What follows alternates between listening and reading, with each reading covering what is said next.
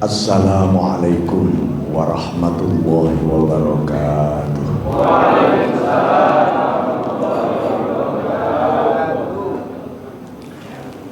Bismillahirrahmanirrahim.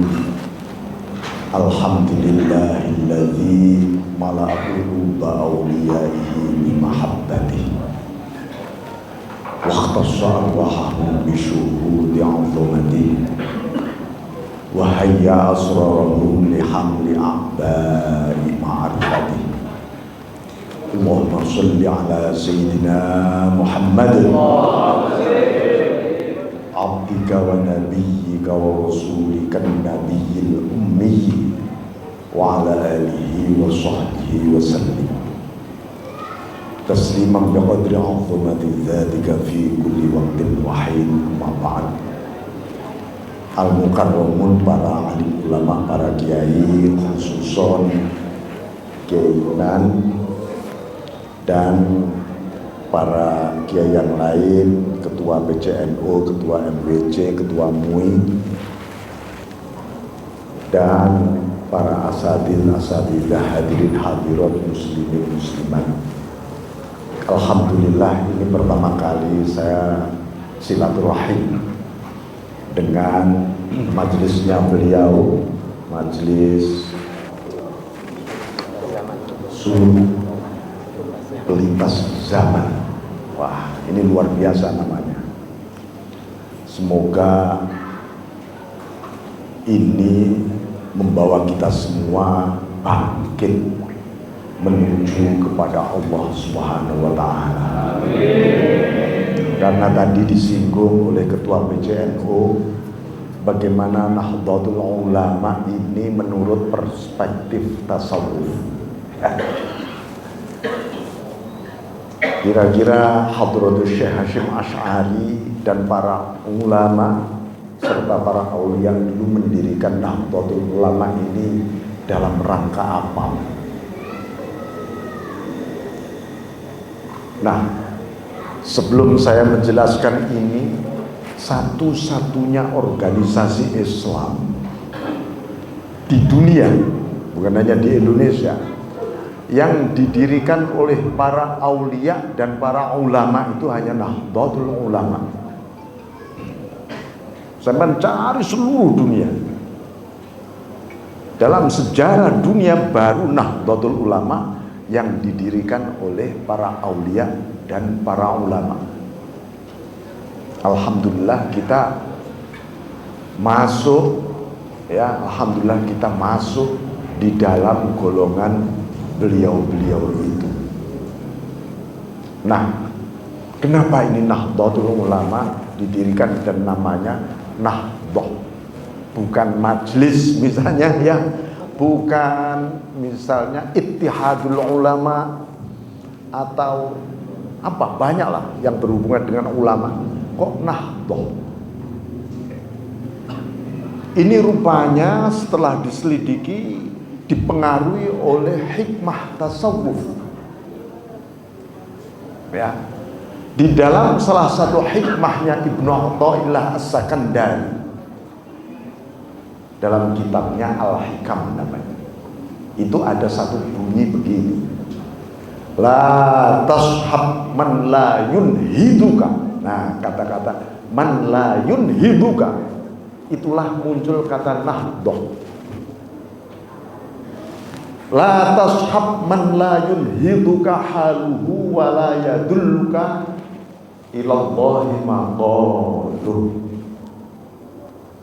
Janganlah Anda berguru, bergabung. Itu maksudnya begitu, la tashab itu. Makanya kalau Rasulullah menyebut murid-muridnya ashab, al-ashab, itu artinya bukan, kalau di Indonesia sahabat itu kan kawan, ashab itu sebenarnya murid. Ashabus Syafi'i itu artinya murid-murid Imam Syafi'i. Kalau la tashab berarti jangan berguru, bergabung. Kepada siapa? Man, kepada orang. La yunhiduka haluhu, yang hal hal itu adalah nuansa ruhaniyah batiniyah. Itu hal namanya. Yang tidak halnya orang itu tidak membangkitkanmu menuju kepada Allah dan ucapannya tidak menuju kepada Allah. Jadi Nahdlatul Ulama ini didirikan agar umat Islam menuju kepada Allah semua. Kira-kira pengurus Nahdlatul Ulama se-Indonesia, ya, mulai PB sampai ranting, kok misinya tidak membangkitkan umat ini menuju kepada Allah, itu akan mengalami degradasi. Tahu degradasi? Ya, itu tahunya sepak bola itu kalau ada degradasi dari A ke B, B ke C, ya. Sejarah telah membuktikan itu semua. Jadi para aulia, para ulama itu pengennya seluruh umat Islam, hai umat Islam, ayo menuju kepada Allah, bukan menuju kepada dunia. Baik hal ruhaniyah dalam batin maupun qaul. Qaul itu adalah simbol dari ilmu pengetahuan, namanya qaul. Kalau seluruh ilmunya, pengetahuannya, ucapannya malah ngajak ke dunia, no, bagi Nahdliyin dan Nahdliyat itu akan menyesatkan kami. Lu apa yang diajak oleh para ulama? Ya menuju kepada Allah.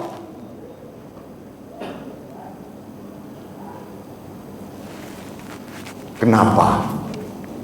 Karena kalau kita pikir-pikir lebih jauh, saya ini asalnya, kami ini, kita ini asalnya dari mana? Diurut-urut ya dari Nabi Adam, ya akhirnya kan begitu. Nabi Adam dari mana? Ternyata Nabi Adam juga ciptaan Allah, dari Allah. Tidak ada zahir maupun batin kita yang tidak dari Allah. Nih, ya. Kalau ada yang tidak dari Allah, nggak pernah ada di dunia ini. Ya, semut geremet dari Allah. Debu sedang terbang dari Allah.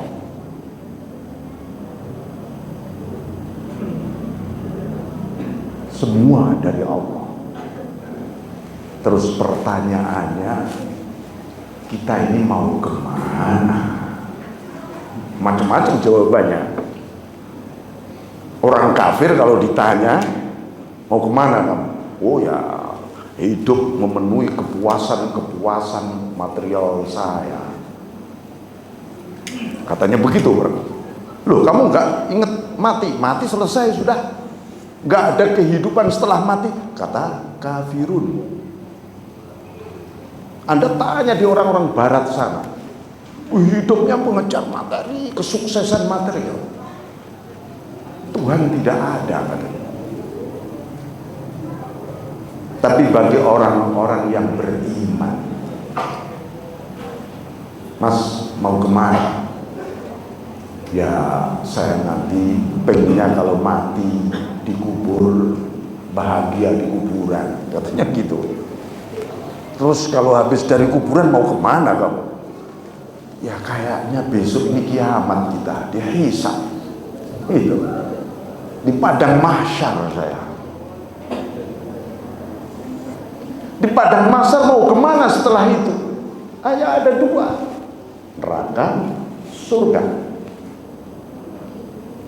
Setelah sampai semua di surga, pertanyaan besar yang harus kita pertanyakan pada diri sendiri, lu ngapain nanti kalau sudah di surga? Saya pernah nggak bertanya begitu pada diri sendiri, lu mau ngapain kalau sudah di surga? Wah, nggak tahu ya Pak, saya belum pernah masuk surga, katanya gitu. Apa?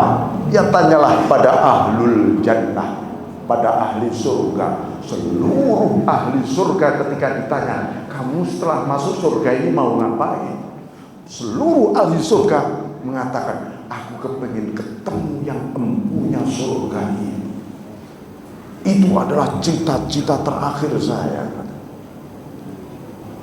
Oh, ternyata seluruh hidup ini sedang menuju kepada Allah. Ilallah, menuju kepada Allah. Bapak, ibu-ibu, sampean sudah pernah nggak punya cita-cita? Ya Allah, hidupku ini cita-cita utamaku adalah menuju kepadamu. Kalau belum pernah, mulai malam ini harus dipernahkan. Sebab kalau belum pernah demikian, al-imanu zadun wa nukson. Iman koyo geraji. Tahu geraji? Ya. Naik, turun. Naik, turun. Kayak geraji iman. Fluktuatif. Kenapa? Saya beriman kok suka kesandung-sandung hatiku, jiwaku. Sudah ibadah baik, berdosa lagi. Nanti tobat lagi, bagus, berdosa lagi. Kenapa? Karena tujuanmu belum Allah. Lalu ahli surga semua ditanya, kamu ngapain di surga? Saya hanya rindu kepingin ketemu Allah. Semua begitu kok. Makanya kalau sudah tujuannya Allah, insya Allah iman itu semakin naik. Bukan bolak-balik jeglek, kata orang Jawa, kepleset, jeglek. Bahkan berat sekali ya menjalani ibadah ini itu. Ya karena tujuannya belum Allah. Minallah ilallah. Supaya sukses menuju kepada Allah gimana? Banyak orang itu sadar, oh Tuhan itu ada, Tuhan Maha Esa. Saya ingin menuju kepada Allah. Dengan apa kamu menuju? Dengan caraku sendiri Pak, dengan ilmuku sendiri Pak, dengan kekuatanku sendiri Pak. Sejak zaman dulu ada begitu, tapi nggak ada yang berhasil.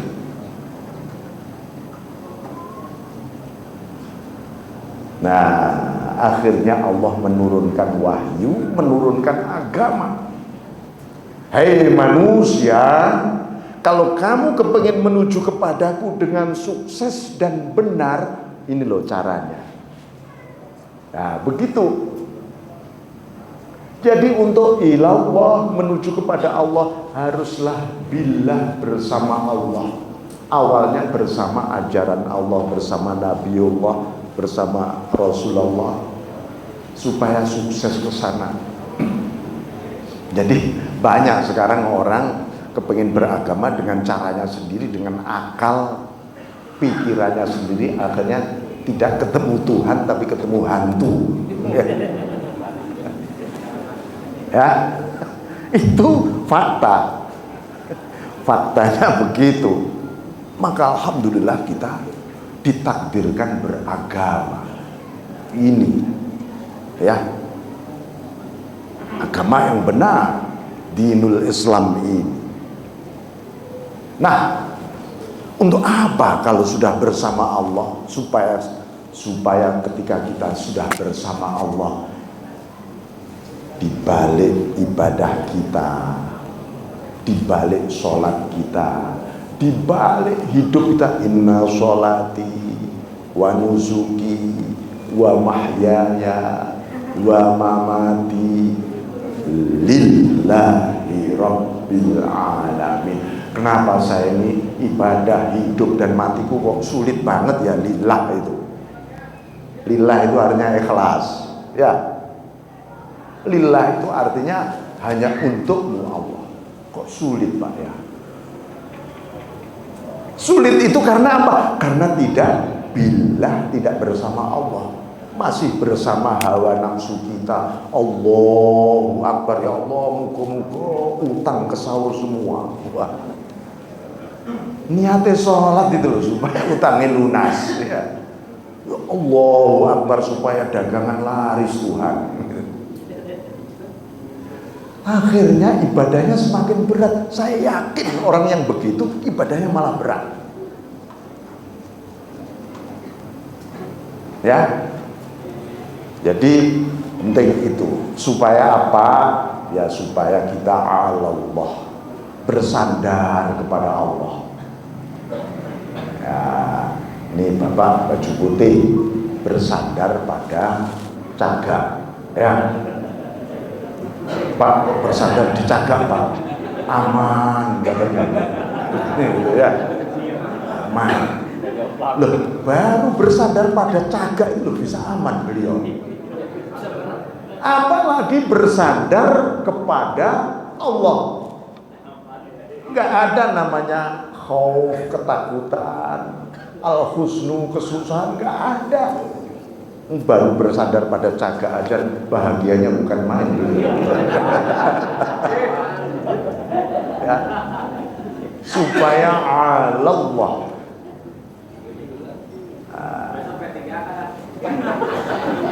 Jadi ini mission besar dari para pendiri Nahdlatul Ulama ini. Panjenengan semua umat ini kepengennya oleh para ulama, para kiai, para aulia disowankan kepada Allah. Ini loh. Tuh Tuhan Allah. Lah kamu hambanya. Udah titik itu aja sebenarnya. Tapi dengan cara yang benar dan amaliyah yang benar supaya lurus. Makanya doa kita setiap hari di suratul Fatihah, ihdinas siratal mustaqim. Ya Allah, tunjukkanlah ke jalan yang lurus. Jalan yang lurus kemana ini? Jalan yang lurus menuju kepada Allah. Emangnya jalan lurus kemana itu? Jalan yang lurus menuju kepada Allah. Nih, kita bongkar. Oleh sebab itu, Bapak hadirin sekalian, mungkin sering dijelaskan oleh para kiai atau oleh Gus Yuna. Ya. Suatu ketika Jibril bertanya, mal Islam, kan gitu ya. Ada lagi pertanyaan kedua, mal iman. Ada lagi pertanyaan ketiga, mal ihsan. Ini yang pokok. Itu maksudnya bukan apakah agama Islam itu, bukan itu artinya. Ma'amaliyatul Islam, apakah amaliyah Islam itu? Apakah amaliyahnya iman itu? Apakah amaliyahnya ihsan itu? Bukan agama Islam, agama iman, agama ihsan, bukan, ya. Amaliyah. Makanya amaliyah Islam dijawab oleh Kanjeng Nabi. Syahadat, sholat, zakat, puasa, haji. Jibril mengatakan sodaqta, kamu benar. Untuk apa sebenarnya amaliyatul Islam? Li islahil dzawahir, untuk menata kehidupan zahir. Karena kita masih punya fisik, masih punya ikatan ruang waktu, itu fisik. Ada bentuknya, ada warnanya. Panjenengan masih ada warnanya kan?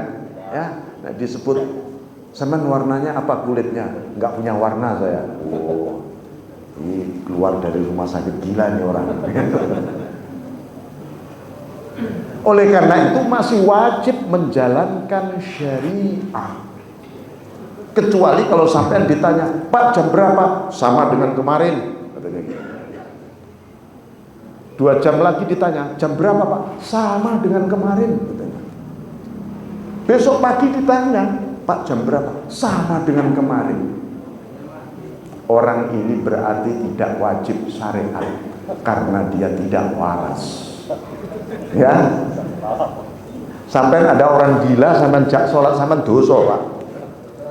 Ya, orang gila kok diajak sholat, dia nggak tahu apa waktu. Padahal syaratnya sholat harus ma'rifatul waktu. Ya, kalau nggak tahu waktu ya nggak wajib.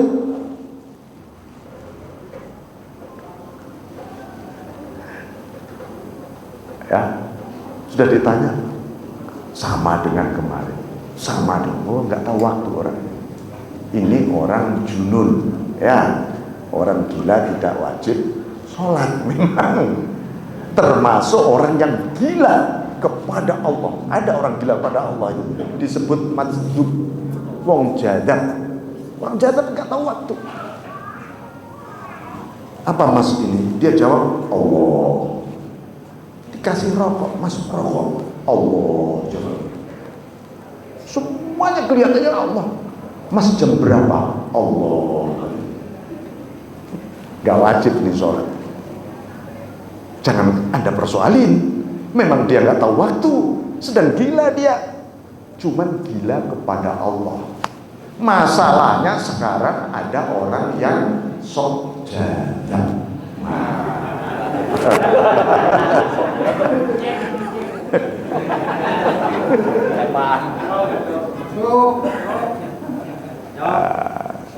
Ini wajib Kang sholat ya. Masih ngerokok dia. Mas ini apa? Pisang goreng. Oh wajib dia sholat. Berarti dia tahu, sadar dia. Beda palsu.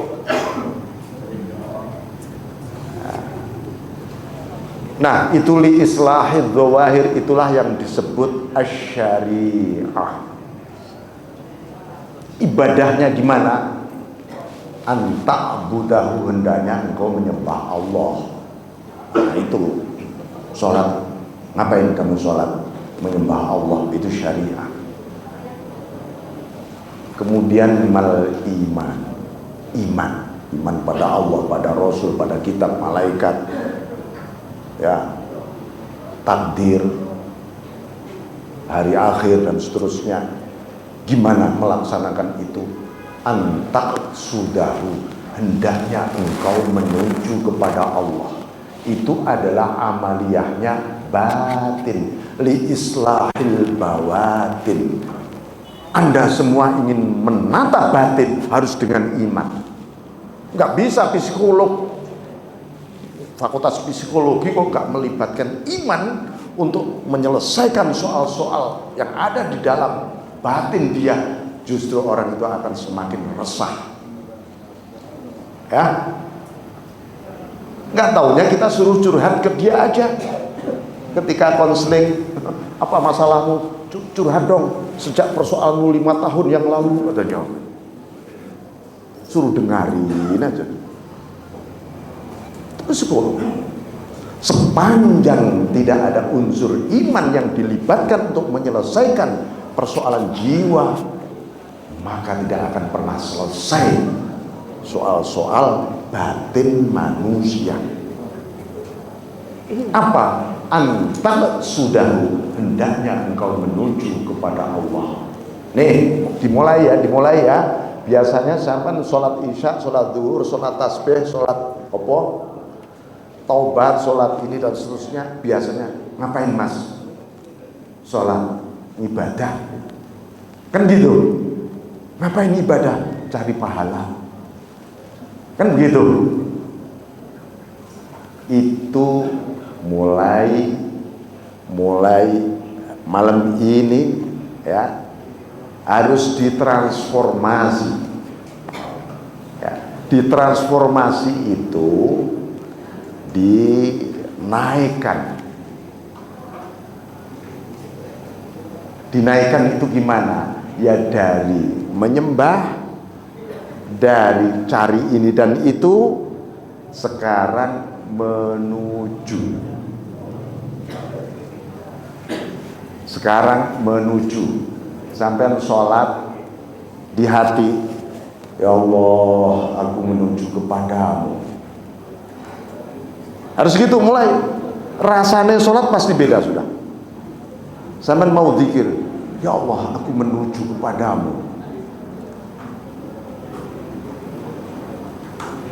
Sampean berangkat ke kantor, ke pasar, atau kerja di mana? Dari rumah, ya Allah, aku menuju kepadamu. Rasakan itu setiap hari, ya. Tapi itu di hati ya tempatnya ya, di hati ya, bukan diucapkan. Ini tempatnya batin, di islahil bawatin. Jangan sampai tetangganya, Pak, pagi-pagi mau kemana Pak? Menuju kepada Allah. Iki wis rada setengah iki tanggoku iki. Di hati saja, di hati ya.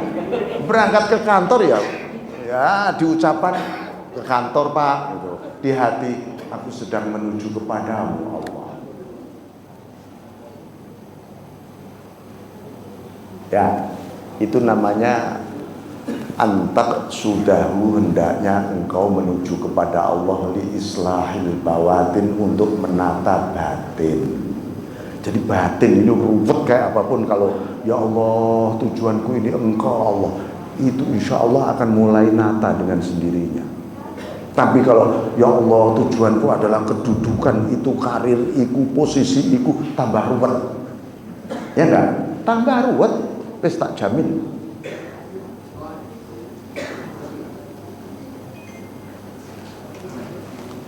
Terakhir, al-ihsan anta'budallah ka'annaka tarah. Ihsan itu beribadah seakan-akan melihat Allah. Nih kata-kata seakan-akan penting sekali. Penting kata ka'annaka. Karena apa? Ka'annaka itu masing-masing orang berbeda.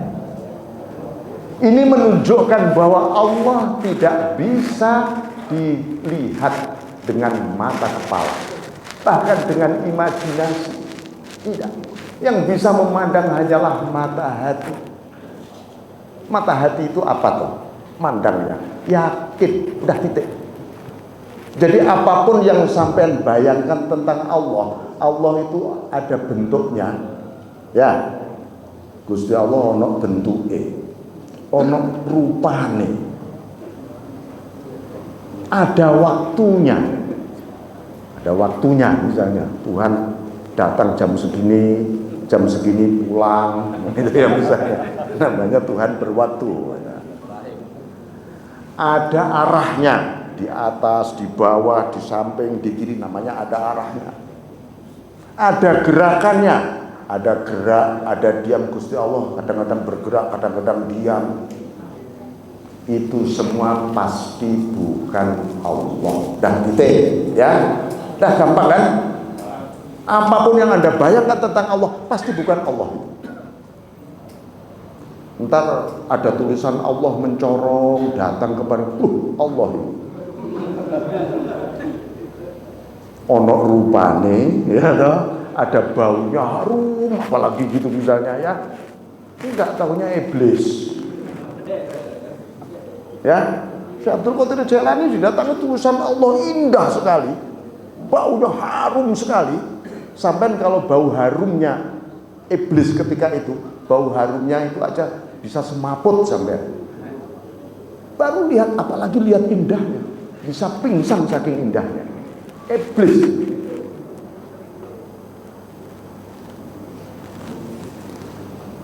Bayangin, banyak ahli ta'ah, ahli zuhad, ahli zuhud, ahli ta'ah kepleset gara-gara begitu itu. Ini Gusti Allah tenang. Makomku paling dhuwur iki. Wah. Ya. Nah, ini. Jadi maka hebatnya Rasulullah ka'annaka tarah. Seakan-akan itu hanya bisa dirasakan dengan rasa yakin. Allah ada, Allah hadir, Allah nyata, dan Allah tidak bisa ditutupi oleh apapun. Nggak bisa ditutupi. Kalau ada tutup ngaling-ngalingi kita dengan Allah, berarti si tutup ini lebih hebat daripada Tuhan. Ya enggak? Kok iso nutupi Gusti Allah, berarti tutup ini lebih hebat dibanding Allah. Misalnya sampean bayang nih, Gusti Allah di sebelah sono atas sana, antara aku dengan Allah itu ada kuburan, ada padang mahsyar, ada Siratal Mustaqim, baru ada surga. Kira-kira baru Allah di ujung sana.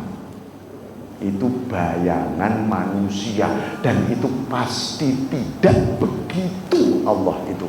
Allah tidak pernah jauh, tidak pernah ada jarak. aqrabu ilaika minka. Allah lebih dekat padamu dibanding dirimu sendiri. Yang paling dekat dengan kita itu siapa? Ya diri kita sendiri. Allah lebih dekat lagi. Karena memahami qurbah, dekat, itu tidak boleh bil masafah, dengan jarak. Wah, kayaknya Tuhan di depanku ini. Nah, ya toh? Nah, ini gara-gara begini nih, ya. Gusti Allah kok dibatasi. Sesuatu yang berjarak berarti Tuhan terbatas. Makanya gagallah kalau kita memahami dekatnya Allah dengan jarak.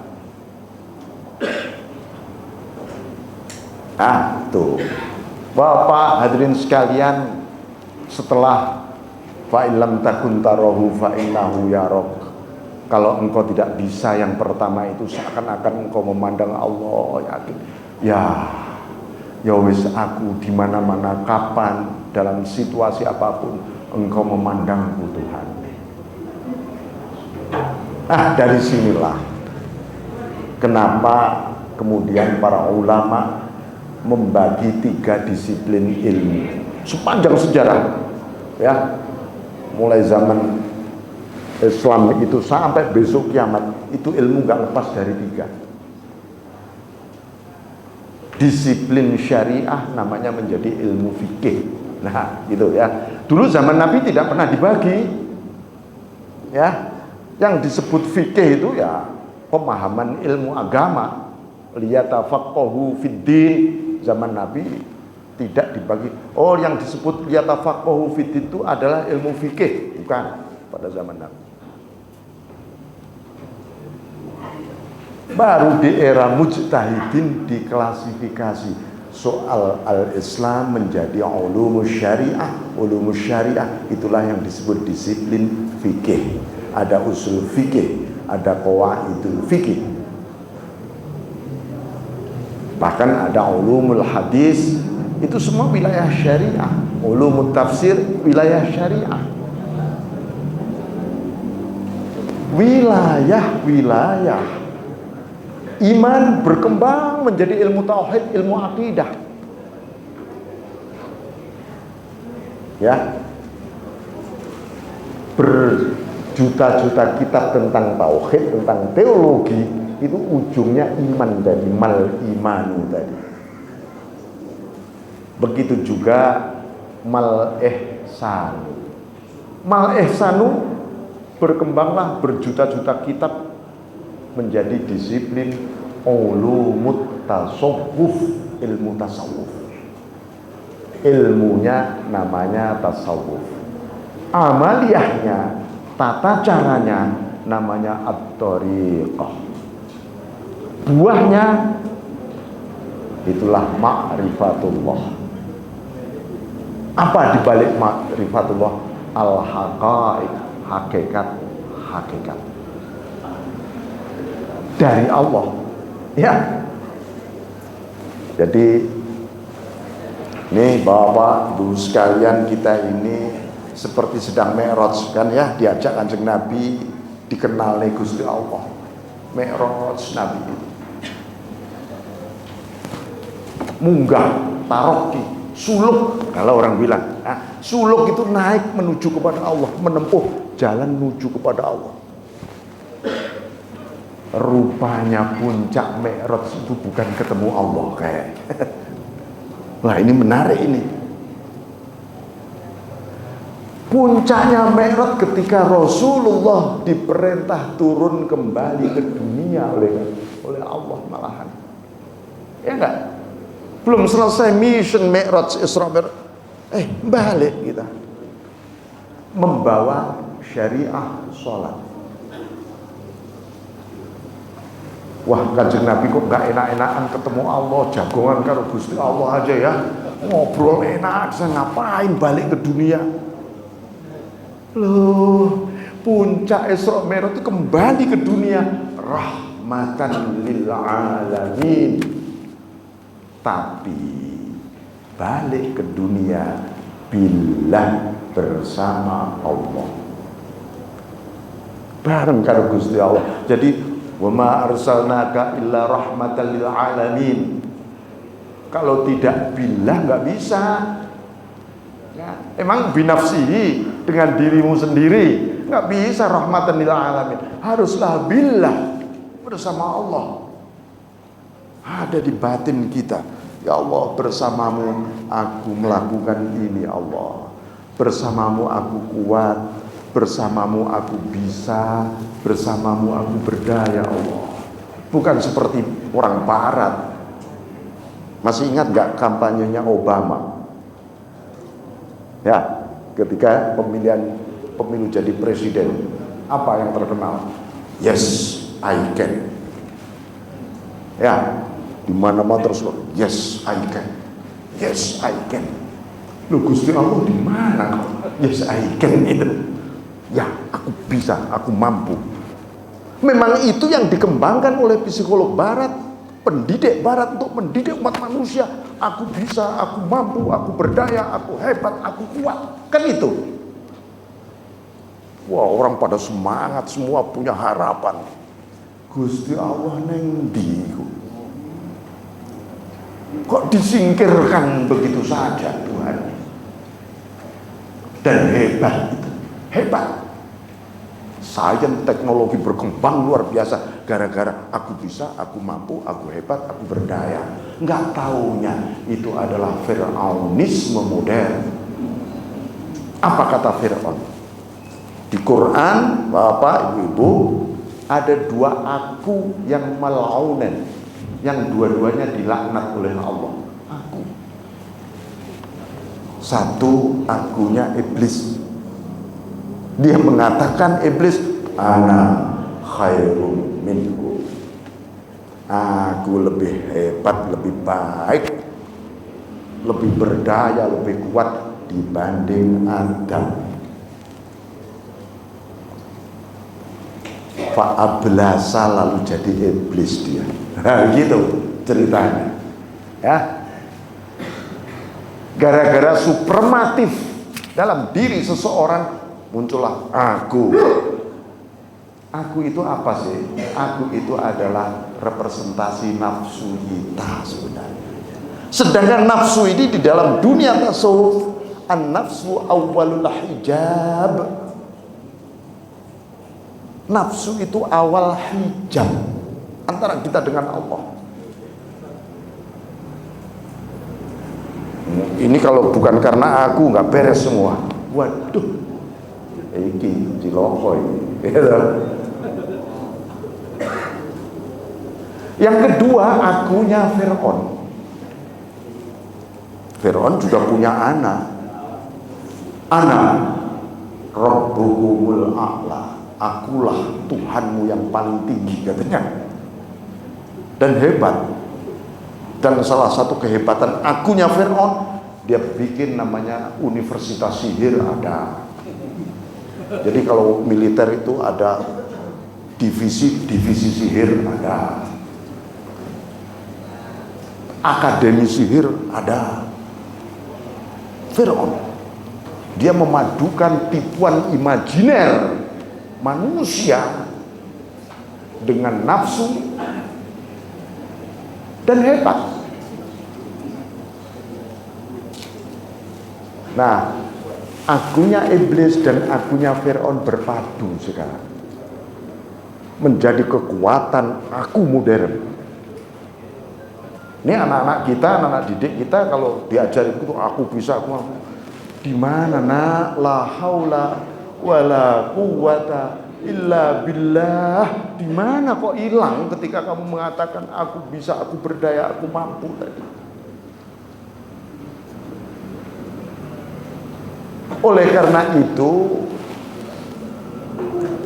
Syekh Ahmad Ar-Rifai mengatakan di dalam kitabnya Halatu Ahlil Haqiqah Ma'allah, perilaku ahli hakikat dengan Allah. Kalau diterjemah begitu.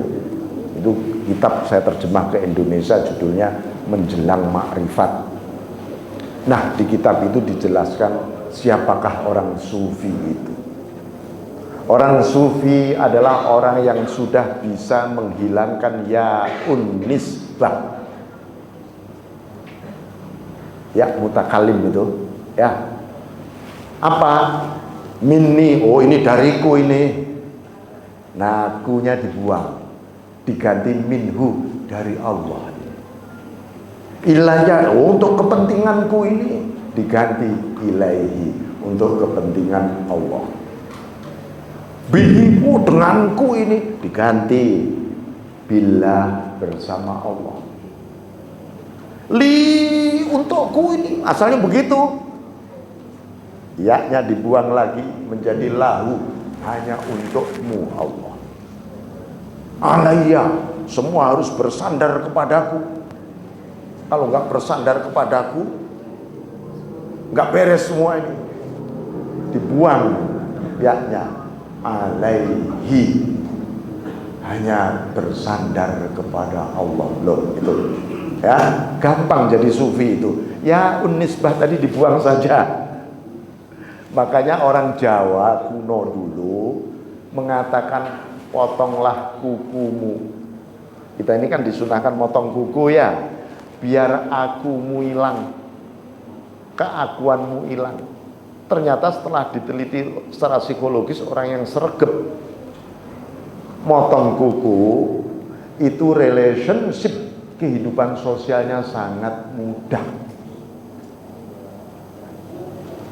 Coba kalau kukunya diingu kabeh, biasanya rada egois wong. Ini penelitian psikologi umum loh ya. Oh, Kanjeng Nabi memerintah motong kuku supaya akuku ini juga hilang. Itu tafsiran sufi Jawa. Tapi para wali yang menafsirkan itu. Maka Bapak hadirin sekalian, oleh karena itu supaya ta'alluq, mengait, kita dah tahu tujuanku Engkau Allah. Ya Allah, supaya aku menuju kepadamu ini fokus hati di batin ya, akal pikiran untuk hidup di dunia. Hati denganmu saja ya Allah. Sebab kalau hatiku kerasukan, ya toh, wong kerasukan itu apa ya? Wong kerasukan apa? Kemasukan lalu jadi kesurupan. Jangan sampai hati kita kesurupan dunia ya. Nah, kalau kesurupan dunia kita mulai stres. Kenapa orang stres? Hatinya kesurupan dunia. Maka ada tazkiyatun nafas, ada riyadhatun nafas, lalu ada tathhirul qulub, sampai Allah membuat prize, penghargaan kepada orang-orang yang melakukan tazkiyatun nafas, yaitu tobat. Innallaha yuhibbut tawwabin. Oh, Allah mencintai orang-orang tobat. Kenapa orang tobat kok dicintai? Jadi di dunia ini ada satu komunitas yang tidak disiksa oleh Allah. Ada dua kelompok, antara lain wa ma kunna, ada tiga sebenarnya nanti, tapi yang ketiga itu nanti di akhirat.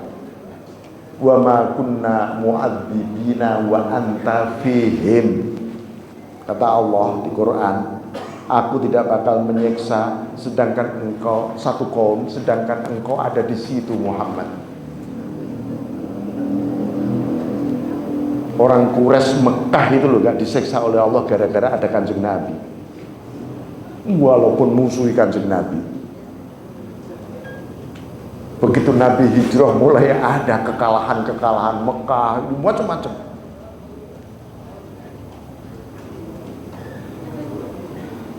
Pertanyaannya, ya Allah, sekarang Kanjeng Nabi kan mboten nenten, sudah nggak ada. Ini gimana dong umatnya ini? Oh, gampang. Innallaha wa malaikatahu yusholluna 'alan nabi ya ayyuhalladzina amanu shollu 'alaihi wa sallimu taslima, termasuk sholawat ummi. Anda sedang membaca sholawat ummi, Gusti Allah gak bakal nurunkan siksa sebesar apapun dosa Anda. Karena apa? Ada Rasulullah di situ. Wa anta fihim, kamu ada di situ Muhammad. Aku nggak bakal menyiksa. Ya, sing sregep sholawat ini. Yang kedua, wa ma kunna mu'adzibin wa hum yastaghfirun. Saya tidak akan menyiksa, kata Allah, pada satu kaum ketika kaum itu yastaghfirun, sedang istighfar terus. Makanya seluruh aktivitas thariqah itu mesti ono istighfare, ono sholawate, ono la ilaha illallah. Suatu ketika ada seorang sufi besar tiba-tiba mengatakan, kenapa ya kalau saya sedang istighfar, astagfirullahaladzim, kok tiba-tiba yang muncul maknanya kok jadi sholawat ya? Nah gitu. Dan ketika aku membaca sholawat, yang muncul maknanya kok istighfar ya? Nggak taunya ini dua sisi mata uang, sholawat dan istighfar, sama-sama wa ma kunna mu'adzibin. Allah nggak bakal menyiksa. Nah, kira-kira sampean kalau mau sholawat di hatinya istighfar ya ora apa-apa, bagus. Baca istighfar di hatinya sholawat, bagus. Susah jadi wali nanti.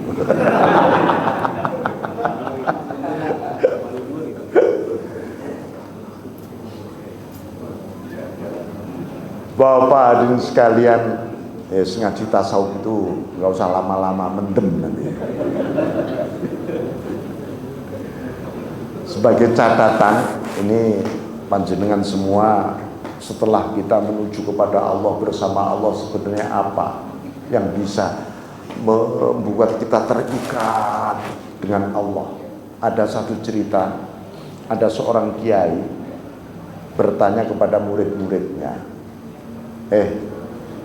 muridnya lagi ngobrol begini, kalian semua ini di Quran itu masuk golongan mana? Kan di Quran ada minas sholihin, minaz zakirin, minas sabirin, minal mutawakkilin, minal muttaqin, bahkan ada minal zolimin, minal kafirin, musyrikin, munafikin. Kalian masuk golongan mana kira-kira? Wah, muridnya pada diem. Ada yang angkat tangan. Gitu. Pak Kiai, saya kayaknya minas sabirin, tergolong orang-orang yang sabar, katanya gitu. Alah gombal, kata kiainya gitu. Kamu barusan dicereweti istrimu mumet dah semua.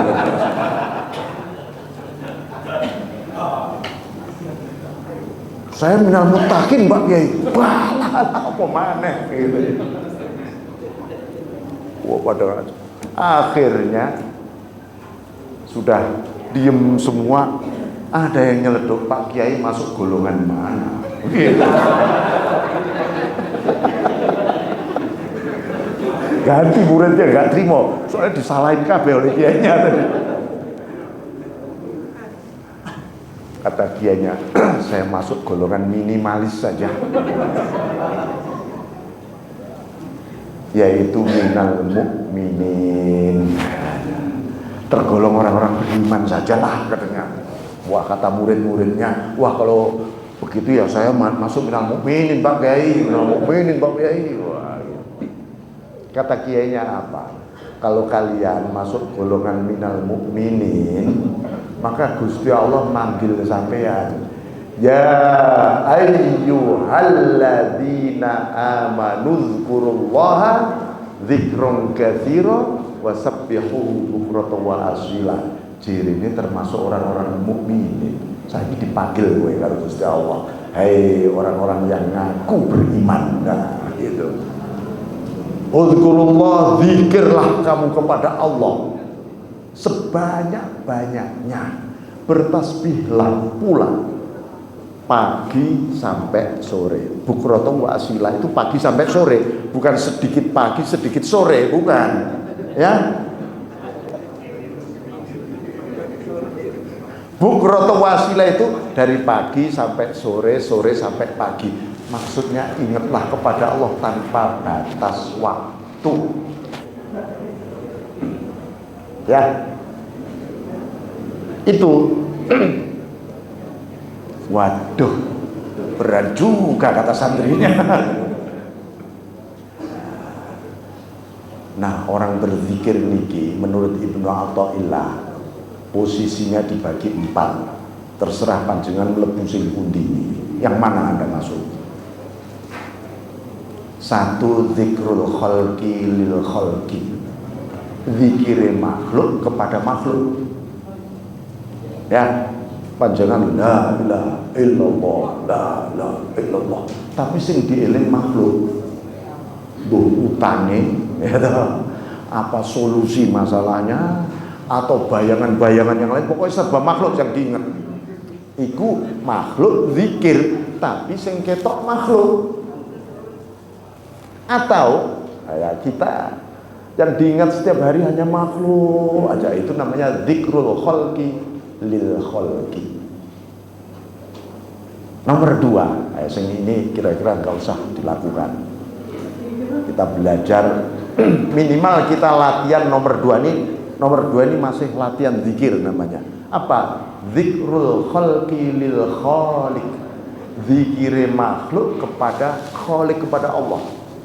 Maksudnya apa? Orang berzikir, aku tak zikir 100 kali, ini 100 kali, 100. Tapi dia merasa bisa zikir. Ya, rumongso merasa bisa zikir dia. Benar yang dizikiri Allah. Ini namanya latihan zikir. Ya. Rumangsane wis hebat sampai muni la ilaha, sampai kenceng banget. Wah, rumangsane wis hebat. Oh, enggak taunya masih ada nomor 3. Zikrul khaliq lil khalqi. Zikir Allah kepada makhluk. Nah, ini mulai naik nih kita. Sampean zikir maca sholawat, maca istighfar, maca la ilaha illallah, maca tasbih. Ya Allah, sesungguhnya Engkau sedang mengingatku itu tadi, sehingga aku membaca subhanallah, sehingga aku membaca sholawat, sehingga aku membaca la ilaha illallah. Itu sebenarnya Engkau sedang mengingatku, pantulannya bunyi itu. Wong sesungguhnya aku nggak bisa apa-apa Tuhan.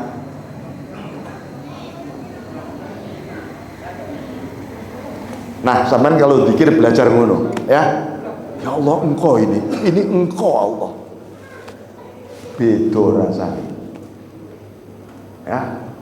Tapi nek sampean rumangsa iso zikir, muter tasbih metenteng sampai pecah tasbih. Ya. Jungkel-jungkel banget kadang-kadang, ya.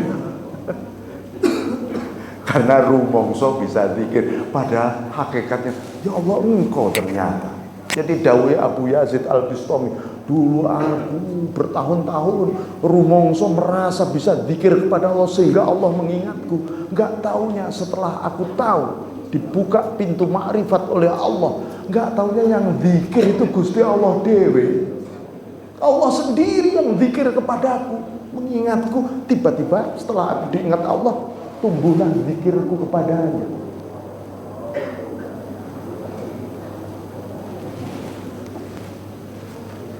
Wah, itu pol ya.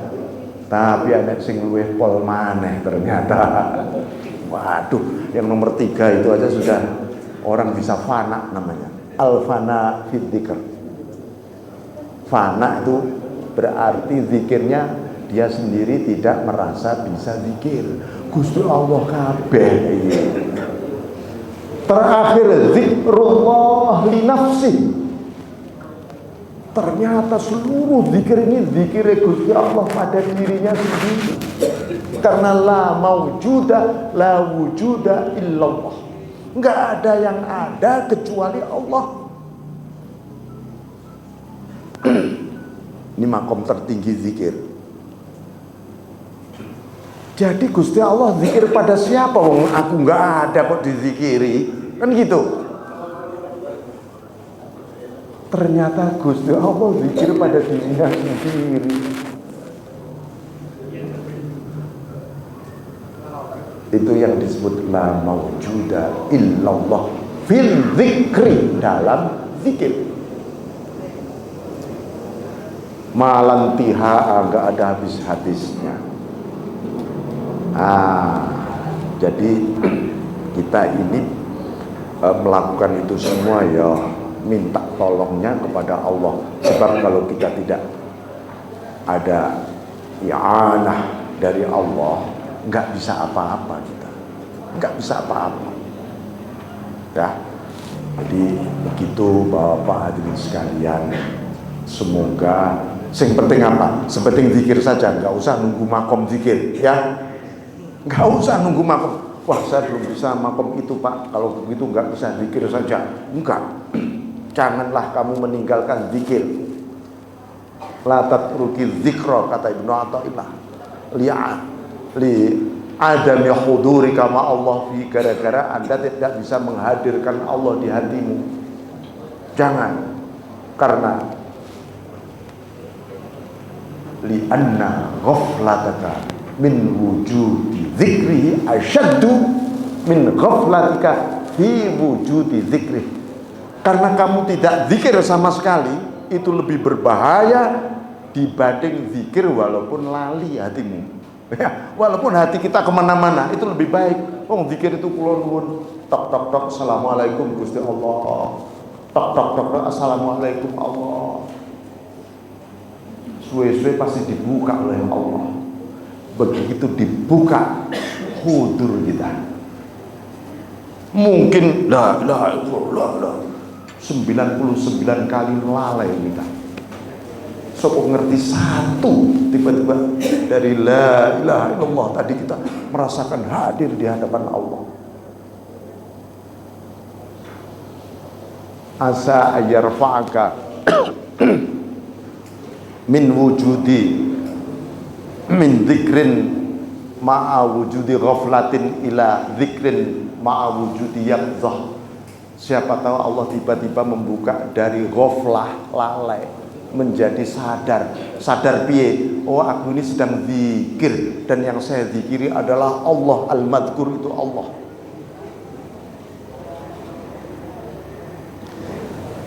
Asa yarfa'aka min dzikrin ma'a wujudi yaqdzatin ila dzikrin ma'a wujudi hudur. Siapa tahu setelah sadar Anda hadir. Ya Allah, yang ada Engkau saja ya Allah, aku menghadapmu Allah.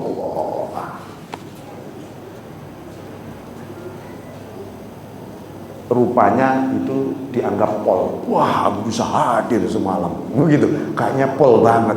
Nggak taunya asa ayyarfa'aka min wujudi dzikrin ma'a hudurin ila dzikrin ma'a ghaibatin amma siwal mazkur.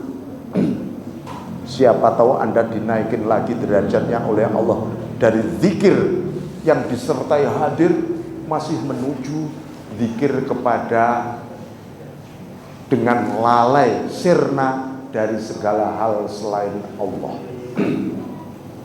Makanya istidrojuz zakirin, istidroj, ya, istidrojul arifin, istidrojnya orang yang sudah makrifat. Itu apa? Ru'yatu ma'rifati, seneng dengan kemakrifatannya. Itu hati-hati istidroj. Dunal ma'ruf, bukan senang kepada yang dimakrifati, yaitu Allah. Sampean kira-kira dibuka makrifat oleh Allah, dibuka isine swarga sak isine, ya, dengan nur yang luar biasa. Kira-kira sampean terpesona apa ora? Ya, nek sampean terpesona, wah bahaya. Kata orang Surabaya, enggak bahaya ta? Ya, sampean zikir tenang, tentram, indah, tiba-tiba sampean mengatakan iki sing tak goleki, ini yang saya cari. Bahaya ini. Ya, yang kamu cari itu loh al-madhkur Allah, bukan efeknya. efeknya mobil kan suara mobil sama keluknya. Ya, maksud saya naik mobil yang saya cari suara mobil sama beluknya. Naik mobil kan karena menuju satu tujuan. Lupa tujuan menikmati suara mobil sama beluknya, suaranya. Makanya tujuan zikir itu bukan mencari ketenangan. Ketenangan di balik zikir adalah salah satu saja dari buahnya zikir. Tujuan zikir bukan ketenangan, tapi al-mazkur, engkau Allah yang aku zikiri. Ya. Jadi umpamanya sampai dibukakan pintu yang luar biasa oleh Allah, keindahan luar biasa, cepet-cepet ngomong, hei diri, ilahi, oh Tuhan, anta maksudi, tujuanku ini engkau ya Allah, bukan yang begini-begini. Bolak-balik harus digituin. Awake dhewe ini gampang lupa. Ya, apalagi pas lagi stres, ya, sing digoleki solusi saja.